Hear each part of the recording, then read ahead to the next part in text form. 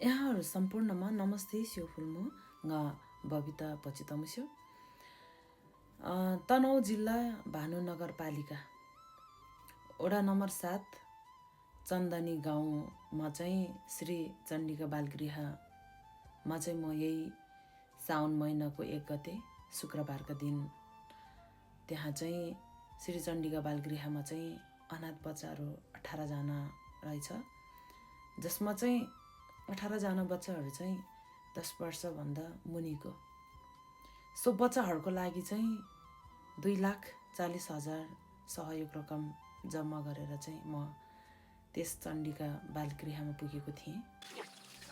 वरिष्ठ समाजसेवी आदरणीय श्री अमरसिंह गुरुङ बुबालाई भेट्न उहाँकै निवास तनहुँ गएकी थिएँ।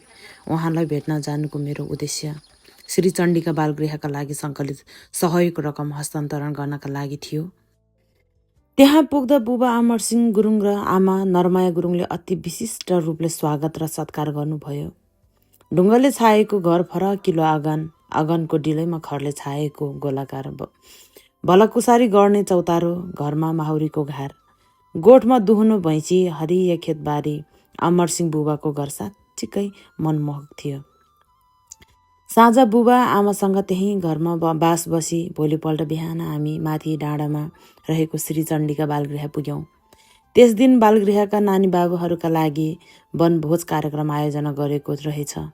करिब 9 महिना अघि म र क्रिस दाई श्री चण्डिका बालगृहका संस्थापक श्री अमरसिंह गुरुङ बुबाको निमन्त्रणामा पहिलो पटक यस बालगृहको अवलोकन भ्रमणमा गएकी थिएँ। फेरि पनि ती अबोध अनाथ बालबालिकालाई देख्न पाउँदा मन अत्यन्तै हर्षित भयो। नानी बाबुहरूका लागि मिठाई बिस्कुटहरू लगेकी थिएँ। ती बाँडेर नानी बाबुहरूसँग भलाकुसारी गरेँ। केही बेरको भलाकुसारी पश्चात श्री चण्डिका बालगृहका संस्थापक वरिष्ठ समाजसेवी श्री अमरसिंह गुरुङ बुबा र उहाँकी धर्मपत्नी श्रीमती नरमाया गुरुङ, बालगृह सञ्चालक समितिका अध्यक्ष श्रीमती गौमाया गुरुङ, आमा समूह र गाउँका बुद्धिजीवी र भद्रबलात्मीको उपस्थितिमा एक कार्यक्रम बीच श्री चण्डिका बालगृहका लागि सङ्कलित रकम रु 2,40,000 रुपैयाँ श्री चण्डिका बालगृहका सञ्चालक समितिका अध्यक्ष श्रीमती गौमाया गुरुङलाई हस्तान्तरण गरियो। कार्यक्रम पश्चात बालगृहका नानी बाबु अमरसिंह बुबा र नरमाया आमा सबैसँग बिदा भएर फर्किए। यात्राभरि अमरसिंह बुबा र नरमाया आमाले गरेको सद्भाव र माया साथै ती अबोध नानी बाबुका निर्दोष अनुहार झलझली मन मस्तिष्कमा छाइरह्यो। अन्त्यमा मलाई विश्वास गरेर यो अभियानमा साथ दिनुहुने सम्पूर्ण मनकारी आदरणीय व्यक्तित्वहरूप्रति शिर निहुराएर हार्दिक आभार प्रकट गर्दछु। श्री चण्डिका बालगृहका लागि आर्थिक सहयोग गर्नुहुने मनकारी चन्दादाताहरूको नामवाली यस प्रकार रहेको छ। नवराज गुरुङ बेलायत रु 13,350, भीमराज गुरुङ बेलायत रु 10,269, कोश गुरुङ बेलायत रु 10,269,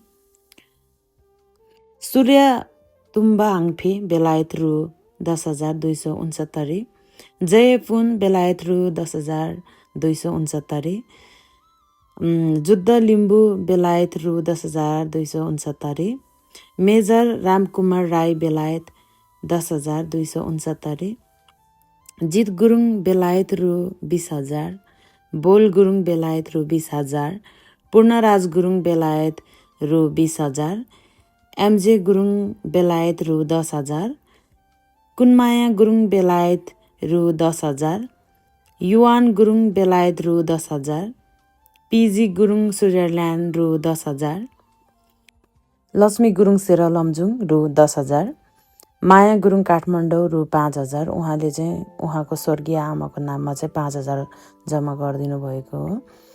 क्रिस गुरुङ रु 50,000, उहाँले पनि स्वर्गीय बाबा काजीमान गुरुङ र स्वर्गीय आमा पदमसुब्बा गुरुङको नाउँमा चाहिँ जम्मा गरिदिनु भएको छ।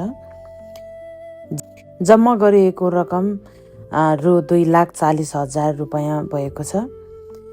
जति पनि यस श्री चण्डिका बालगृहको लागि सहयोग गरिदिनु हुने सहयोगी दाताहरूलाई धेरै धेरै धन्यवाद ग्यासजी भन्न चाहन्छु। तपाईँहरूको दिन शुभ रहोस्। किमेताना दिन छ्याम बतारिगे ग्यासजे धन्यवाद।